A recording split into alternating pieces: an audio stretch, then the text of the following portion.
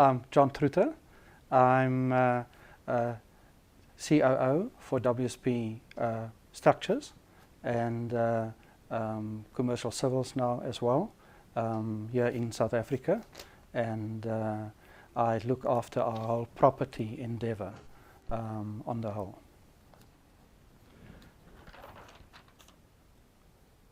And in fact, I do the same in Dubai, where you get registered as a structural engineer and you can then design buildings up to specific levels. So you may be able to design buildings up to 3 stories or 5 stories or 10 or higher. And I believe the whole reason is really risk. So we're in a engineering discipline where there's major risk. If a building collapses, people get killed. Now the dam engineers may feel differently about that because there's major risk there as well. But by and large, buildings do collapse and people do get killed. And authorities try to regulate that as much as possible. Well, if you look at the codes, there's these return periods we use for wind and other things. And typically we design, and depending on the use of the building, a hospital, for instance, will have a return period, I think it's for 50 years, so the building needs to be more sturdy than maybe a domestic house. So any building that is key to the good operation of society needs to be more secure. So if it's a building that contains data, it needs to be more secure, or hospital, buildings like that. We typically find that we typically design buildings for a 25-year lifespan, but we find very often before that the building becomes obsolete for various reasons. Technology these days.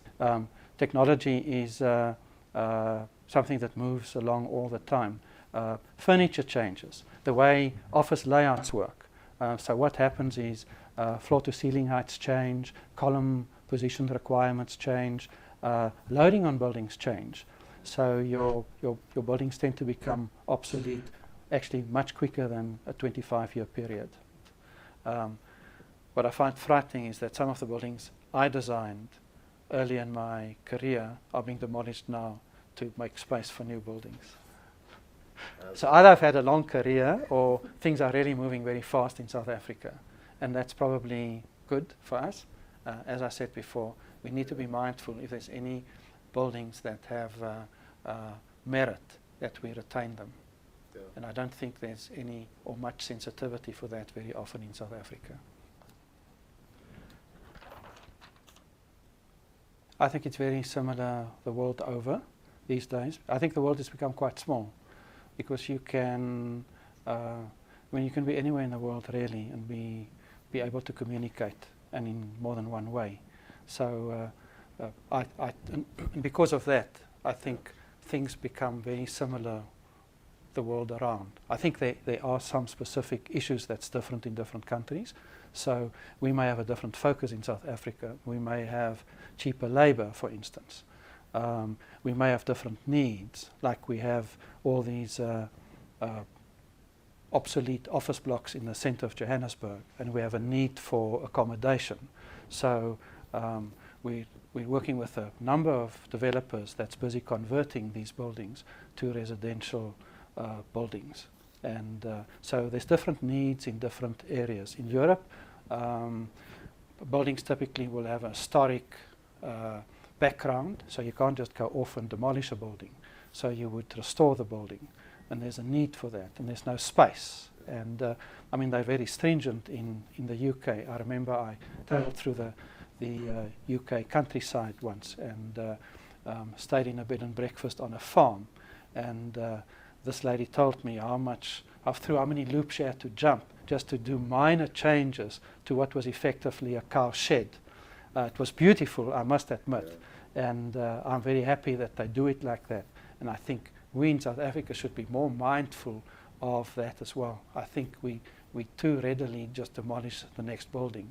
I think we should assess buildings, and we have an organization in place that actually looks at buildings that's, I think at the moment it's older than 60 years. So you can't just go off and demolish a building, because you need to build on your history. Maybe there's parts of our history that we don't like, but it's real, and I think it should stay there as a reminder of where we come from. I toured in Italy last year, and you go into all these cathedrals, and then you go under the cathedral, and then they show you the foundations of the previous cathedral. So there's this layering, and it just gives a country like Italy immense wealth in history and where they come from and a sense of where they are. And I think we need that in South Africa. And our history is much shorter than that in Italy, obviously depending on your perspective. But I think we should keep what we have and look after it for whatever reason, whether we like it or not. I think that to me makes a lot of sense. I don't know whether they were, whether the Roman cement was really better than ours. I think they used a lot of stone, and stone is the one element that's probably indestructible. I mean, if you look at the pyramids, they stand there. Obviously, I think they had marble facading, and that disappeared with the years. But stone is very durable. So I think the big difference these days is that we do everything out of concrete, and concrete is obviously not as durable as granite stone. I look at India as well, and I was there recently, and the temples they have, some they used good stone, and others they used poor quality stone, and you can see the difference just in the normal deterioration because of rain and sun, and so with time the poorer stone just deteriorates faster, and I think concrete's no different. I mean, if you look at the pyramids, some of those pyramids, and I mentioned that earlier, have been around for 3,000 to 5,000 years. And I often ask myself, if I look around what we're busy building today, what's going to be left in 3,000 to 5,000 years, even if we look after it? Will we have anything left? Is the Sydney Opera House still going to stand? The Eiffel Tower? The Millennium Dome in London? How many of these buildings are going to survive the test of time? Very few, I think.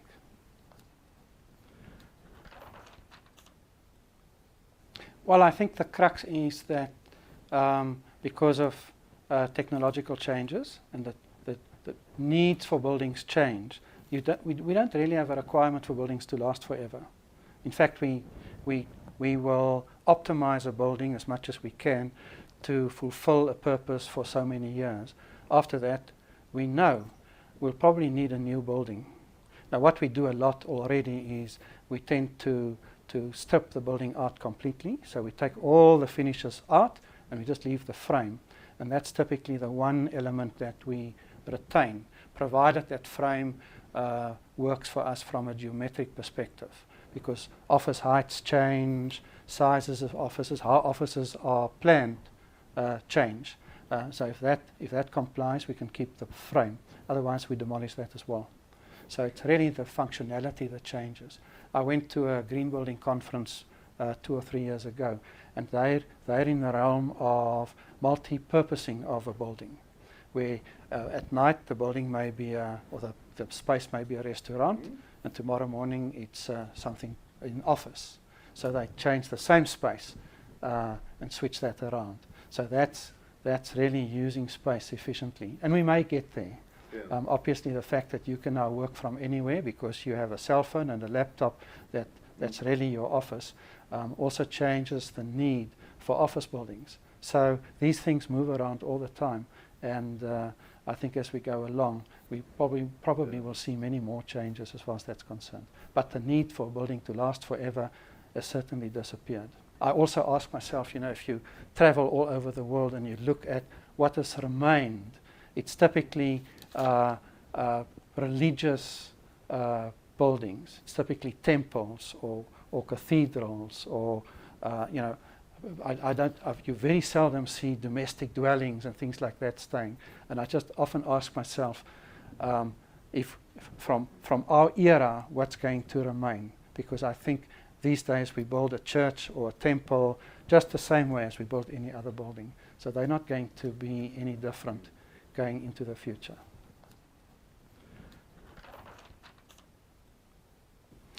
I think that's dependent on transport. Transport becomes a big thing. When we started with Gautrain, obviously what's happened, and one could easily predict that, is that there will be new development around the stations. So wherever there's a station, there will be eventually development, because that makes sense. Yeah. Because it's an easy way to get from one spot to another. And of course, trains are a very efficient mode of getting people from one spot to another. So if it's difficult to get from where you stay to where you work, it's a problem. You always hear these stories of people overseas that spend hours to commute, and I think South Africa is getting closer and closer to that as well. As we develop a bigger middle class, more and more people will have cars, and transport is becoming more of an issue. And so you have to consider nodes that's separate, where you can actually live and work. And that's why we invented mixed-use developments. And the idea is that you can live and work in the same spot. So I think we're going to see more and more of that as we go along.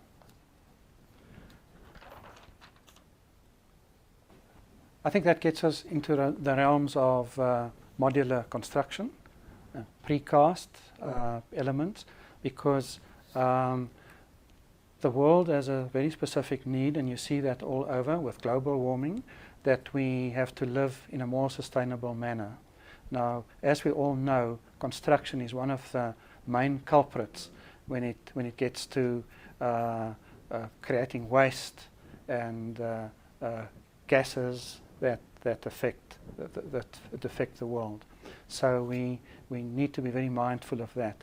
And one way of doing that is obviously to recycle buildings in the first place, meaning reconfigure them.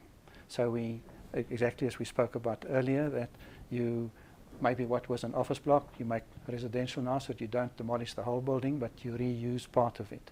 The other one is that you build in a way where you can deconstruct easily when the need for that building disappears. So, and that's one of the green building principles as well, that you build in a demountable manner. So if you have precast, by nature, precast means you build buildings by putting blocks together, which you can take away again and reuse for a different building as you go along. And that certainly applies to modular construction as well. So the whole idea is that you can deconstruct the building and re-erect it with minimum wastage. Well, all these are all different ways to answer to a specific need. Modular, in my opinion, is where you have repetitive construction of a repetitive nature. Precast could answer to that as well, but modular is wider in a sense, where you can do modular design wherever you know you're going to have lots of repetition. For instance, residential development could be highly modular because it's highly repetitive. Precast could answer to that, because that could be used in a modular way as well. We of course use precast a lot for facading as well, but that's a fashion statement more than anything else, if you ask me. Light steel framing is the one advantage of light steel framing is it's light. So you can transport your building components very easily anywhere, where if you have precast, transport becomes a big issue, unless if you manufacture your precast elements on site. Yeah. So that's a major cost element. But if you do light steel framing, houses or structures, it's easy to transport that wherever you need it. So if you have an area where there's poor transport capability, you can fly your components in, but it's very easy to get it there because it's light. And then you can construct it because it all fits, it's easy to put together. And if the need disappears, you can deconstruct it. Yeah. Modular construction is no different to, you may remember when I was a kid we had Lego blocks or Meccano sets. It's no different. In fact, bricks are really modular construction. Okay, what I find very interesting, I know there's a Dutch brick that's a very small brick, because I see some contractors try to create a bigger brick, and they call it a maxi brick. The whole idea is that if the brick is bigger, you have to put fewer bricks down to get to an end result. The problem is you have a person at the other end of the brick. So depending on how strong that person is, that probably determines the size of the brick. So I don't know how strong the Dutch were because their bricks were smaller. Bricks in South Africa has a very standard size. And I think that's an optimum for where we are. I think the maxi bricks are just simply too heavy. Obviously the Egyptians worked with big stone blocks, but they had many people pulling a block along. When you do modular design, one issue, you asked me if why don't we do more modular design in South Africa? And I think one concern always is the durability of modular design, especially when you get to drywall partitioning type construction. So that probably still has to prove itself in South Africa, where we're convinced it's going to outlast a brick and mortar structure. Shopping centres lend themselves particularly well to modular construction, because a shopping centre at the end of the day is really just a few boxes with shops and then a mall area. With one developer, we actually looked at the possibility of developing modular shopping centres all over Africa. That hasn't quite taken off because I think there's some other issues at stake. But that is obviously a possibility, modular construction for shopping centres. And I think residential, it's ideally suited for that as well. The one thing to remember as a consulting engineer, when you do modular construction, there's much more detailed work that has to happen up front. Also, you must remember that all these components must be manufactured up front. So if you don't have a window period before you actually want to move to site, your modular construction or your precast construction may not be the best approach. So you must know that you need a design period up front because it needs more detailed design at an earlier stage. The advantage of that is you can actually manufacture all these elements off-site and then just move to site with a ready-made element, so your time on site is much shorter. I believe there's a number of different reasons. One is it's in the past been perceived as cheap. So, you know, if you look at all the principles of marketing, clothes, cars, you always strive for the best. So you want the best. Now, the best in our perception in South Africa, I believe, is to have a brick and mortar house. The reality is that if properly done, a light steel frame house is actually much better insulated, provides you with much better insulation than a brick and mortar house. Now you can prove exactly the opposite, but if you insulate your light steel frame building properly, it's a much better insulated house. So it's much more energy efficient. In fact, you can live much more comfortably in a house like that than in a brick and mortar house. Okay? Yeah. So it's the perception. Now the South African Institute for Steel Construction has done a lot of hard work to change that perception, where I've as a judge inspected a lot of high-end houses done in light steel framing, top-end houses. So you can actually people that know build houses using light steel framing, and it's top end. And I think that's gone a long way to change that perception. Now, elsewhere in the world, we don't have that perception. Light steel framing houses, at this stage, if you do a high-end house, it comes in more or less at the same price as a brick and mortar house. My opinion is it should really be cheaper. There's much less wastage. It's much faster. I think it's well suited to our climate here. Contrary to what we have in America, where there are hurricanes and tornadoes, you're probably a little bit careful to, if you do and I always ask myself, why do they not do brick and mortar? Because it's much sturdier, admittedly, for their climatic conditions. So they shouldn't really, in my opinion, have lights. Well, they don't have light steel. They do timber houses, and when the tornado hits, your house is gone. Okay. If you have a brick and mortar house, you stand a much better chance that your house will survive that. It may get damaged, but it has a better chance. Now in South Africa, we don't have those climatic conditions, so we're ideally suited to actually do what the Americans do. And we all know the Americans are, they're the top guys in the world. So maybe we should follow suit.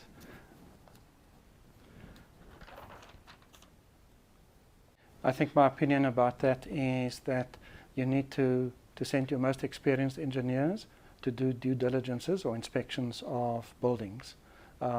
Because what comes to the fore during an inspection like that is you need to have a whole years of background experience to really read a building, especially as a structural engineer. I often do a lot of these due diligences myself. Probably because a lot of what I do these days is managerial, and this gives me, it's a very easy way to get to the bone where there's problems, to look at buildings. And I have years of experience. So I typically would pick the engineers with years of experience to do due diligences. Obviously, you take the young engineers along because everybody must learn. But to send a young engineer out to do due diligence, I think can be dangerous because of their inexperience. When you do a DD, you must also be very careful that you specify exactly what you're going to do when you draw up the arrangement with your client. So be very careful that you're very clear about doing a visual inspection, for instance, that you're not going to provide them with exhaustive remedial measures, that you will do it in principle maybe, that the exhaustive remedial measures or construction measures will be a separate arrangement, that you're not going to do tests of the building, meaning cores, load tests or anything like that, because that's a whole different field. Your initial inspection may lead to that, but don't build that into your initial inspection. So be very careful about that. Protect yourself. Also be very mindful that if you do an inspection for a client that's going to buy or sell a building, that you do that very thoroughly, in a sense that if eventually they discover there's an inherent problem with that building and you did not pick it up, you're very exposed. So you must be very careful of how you must know exactly what's your real brief and what's the purpose of your inspection. Big problem normally with inspecting buildings, we often get asked to what loads can the building take, for instance, as structural engineers. And I can tell you, typically none of that documentation is available because we have a few rules. There's an industry norm, and there's rules by the authorities that you keep information for. I think it's a period of some information only 5 years, other information 10. We typically keep all the information we can keep for as long as possible. But then you, as engineer, have to work backwards in a way that you say, well, what can the building carry right now as it is, and then you calculate what can it accommodate in its new use. So that's always a problem. Years of making mistakes. I always say I'm not grey for nothing, but in fact, I think doing due diligences is very good for any engineer because typically we're at the front end. So you design a building and you typically get arm wrestled by the developer or your client or the quantity surveyor to make the slabs as thin as possible and the columns as small as possible, and to save cost. And I've always maintained that what you save up front, you spend eventually in maintaining that building. So you're never going to win. But if you just keep on designing buildings and you never check what can go wrong with them, you actually don't learn, because the building may look wonderful at the start, and you go back to that building 5 or 10 years later, and you can then clearly see what went wrong. Typically, when I inspect a building, you will find that every design has its own unique issues. So you'll pick up an issue in a structure or a building that repeats for that specific design. So those are issues that's design specific. As an engineer, obviously, I often call myself a crack inspector, because cracks show you where the design has gone wrong. And a lot of what we do revolves around managing cracking of buildings, because concrete cracks, whether you like it or not. It's how you deal with that cracking. And if you do a good design up front, you can actually mitigate the effect of cracks. And then the trick in doing your due diligence is to know whether a crack can be fatal or not, whether it's important or not, and how you then read the cracks. So I think from a structural perspective, cracking is a big issue to be focused on. Obviously, we look at things like deflection or movement of the building, so that has to do with the serviceability of the building.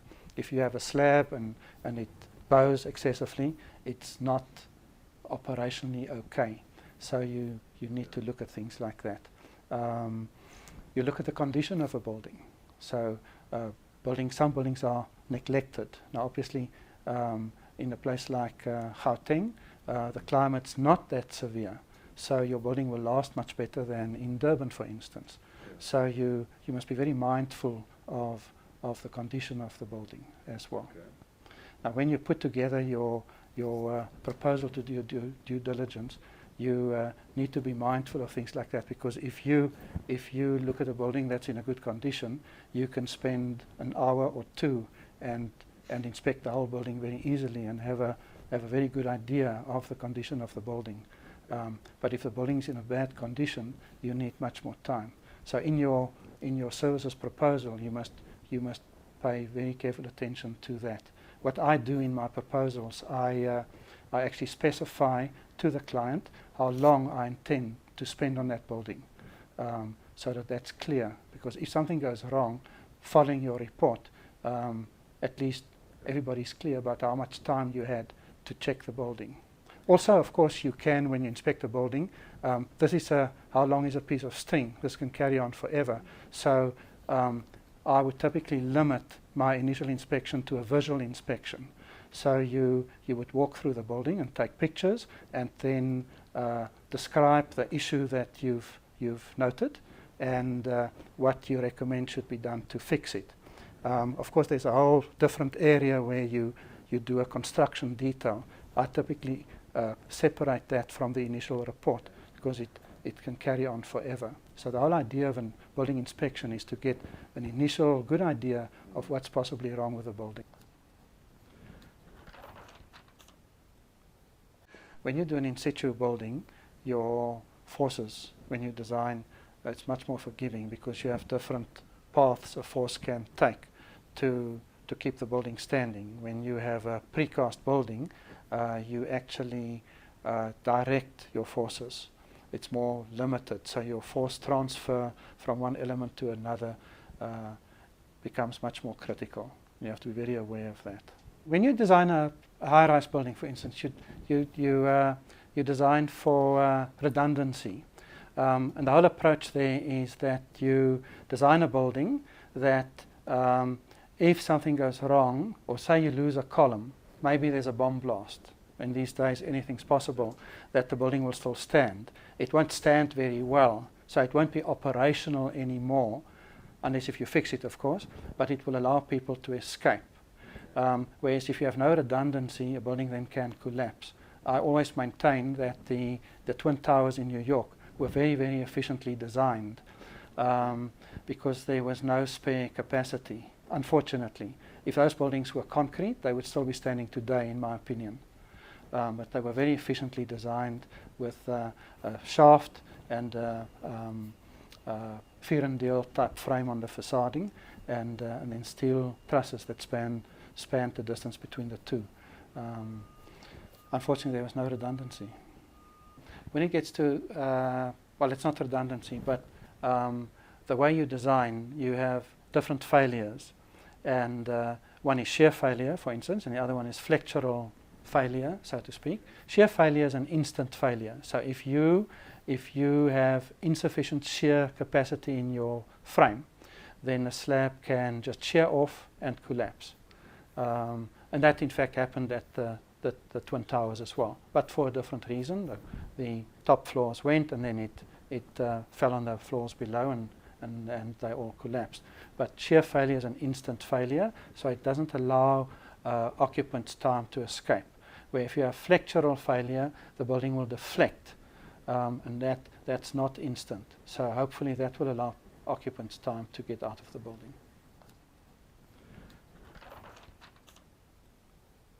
That's a good question. I don't think I have the answer. If you ask me, I think it starts in different places these days. I don't think it necessarily starts in South Africa, although I don't want to discredit us. I think we probably get new influences from places where the boundaries are pushed. And I would think they're pushed in places like Hong Kong. I would definitely think Hong Kong, New York, London, China. I think that's where you would get new approaches, new influences from. Different countries have different requirements. In South Africa, I believe that our need, I think we're limited from a financial perspective. So land, just for instance, isn't expensive enough to do a 100-story building. We just won't do that. I know there's some developers that think they're going to do 100-story buildings close to us. I personally believe that we're not there yet. Hopefully we'll get there with time. If you tell me you're going to do a 100-story building in the middle of New York, yes. I think Sandton has a lower limit as far as that's concerned. Our land's just not expensive enough. We're not congested enough for that. So there's different needs everywhere. If I look at construction being done in places like New York, Hong Kong, they have a different perspective. They have different needs to what we have. Hong Kong is very congested. They have to fit in a lot of people. I mean, I've seen residential blocks that you can fit on a post stamp, and it's 80 stories plus high with residential apartments. Now, there's no way we can justify building that type of structures here yet. As we know, the Green Building Council of South Africa has these star ratings. So you can get a 4-star rating, which is typically the minimum rating you can have, and then you can get 5 or 6. My belief is that a 4-star rating is what we should design to in any event. Now, once you get to 5 or 6 personally I think is a bit silly, because you do things like PV so that you're off the grid. Maybe you collect stormwater, but you probably do that for 4-star in any case. But I think the answer is to find a happy medium, where I think society now has a need to comply to 4 stars, if you ask me, in a sense that you have to design responsibly. So I think that's where we should all strive for in any event. Once you get to 5 and 6-star, you're obviously building infrastructure into your development that typically may be provided by the municipality or the local council. For instance, if you put a turbine in your building, it's just simply not cost efficient. You will maybe be able to generate power and be very green, but that turbine had to be manufactured somewhere. So the payback period for that turbine is just not financially viable. If you want to make a statement, fine. If you want to do that and be financially sensible, no. I think if you do a 6-star building, you really do that to make a statement. If you do a 4-star building, you're being responsible. If you're a 5-star building, maybe you're somewhere in between. But obviously, the more you build into the building, the more it's going to cost you up front. You will have a saving in running cost in the long run. And the whole answer is that you do that calculation of how much do you spend up front, so that eventually the building is actually sustainable and financially viable. Initially, you will spend more. Your capital outlay on a building will be higher to build in. I mean, if you have these lighting systems that you walk into the room, it always makes me feel very good. You walk into the room and the lights go on, but that costs a bit more, because you're now building a capability that you didn't need before. Before you had to switch the light on or off, or the lights remained on all the time. So that costs more. And there's different things like that. Your taps have restrictors in them that it aerates the water, so it looks and feels as if there's a lot of water, but there's actually less water coming out. So there's different ways to make the building more sustainable. All of that costs you more up front. But in the long run, it will save you on the running cost. And the answer is to work out, in this very short lifespan of the building that we've spoken about earlier, will you make a return on that expense?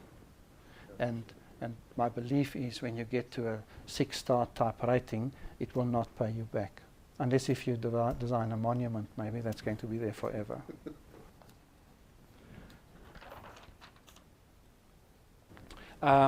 The SANS codes have now built in some of these green building requirements into the codes. So there is a requirement. I built a house 2 years ago, and already they asked for double glazed windows, for instance, and I insulated the walls. So I have cavity walls with polystyrene in the walls. I have polystyrene under the floors and polystyrene on the ceiling. So they already ask for buildings that's better insulated. So there are requirements now in the SANS codes that go some way towards doing sustainable construction. And I think that's right. Yeah. The SANS codes obviously applies overall to the construction industry. When it gets to the Green Building Council, they have specific tools for specific type of developments. So they don't have tools for everything yet, meaning a technical manual that provides you with guidelines how to make a specific type of building sustainable or green.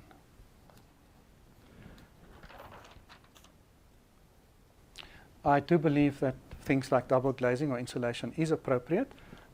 If you go and check your electricity bill and how it's increased over the last few years, I think it makes sense that you have a better insulated house, for instance. So the cheap way is to spend a little bit of money up front, insulate your house, for instance, or your building, and spend less on heating up the building or cooling the building in winter or summer. But there's always this balance of how far do you go in your capital outlay at the start.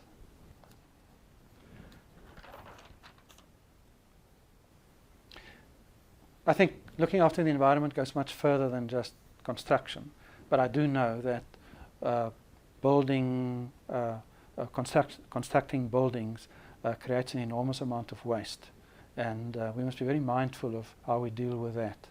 I mean, we're creating these waste dumps all around Johannesburg right now. And in fact, some of it doesn't get there ever because it's just lying around in the streets. But we need to be very mindful of how we deal with waste and minimizing waste. And I now traveled India recently, and I can see a lot of pollution and waste everywhere. And it's destroying, soul destroying to see that. So they really have to deal with waste. Plastic bags, they have signs up everywhere to say this is a plastic bag free zone where you're not allowed to have a plastic bag. And we're at the start of that. And we have some way to go. But we, in the long run, need to be mindful of how much waste we actually create. So I think we need to be environmentally very aware, and the construction industry is a major culprit in the creation of building rubble or building waste. It's not peculiar to South Africa.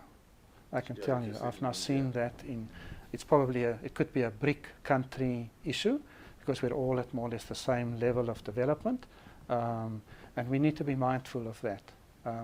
Europe has probably gone through that long ago. Maybe they dealt with that differently because the construction techniques were different then, but in the modern day society we're all in, I think that really needs addressing. I don't understand it. At the end of the day, I'm just an engineer. If I travel around Africa, I see a very similar situation where I, to some extent, pick up a de-link between what the politicians do and what's really going on. So it seems as if out there is a population with specific needs. They need to shop, they need to buy clothes, food, and they have specific needs, and they need to be fulfilled. So there's always opportunity, and I think South Africa is no different in that sense. I do have a worry that we're busy building into a bubble at the moment, but hopefully I'll be proven wrong, where maybe things are worse than what we think they are. I mean, we had that in 2008-9. The world had that, where we actually developed into a bubble. And we may be right there in South Africa.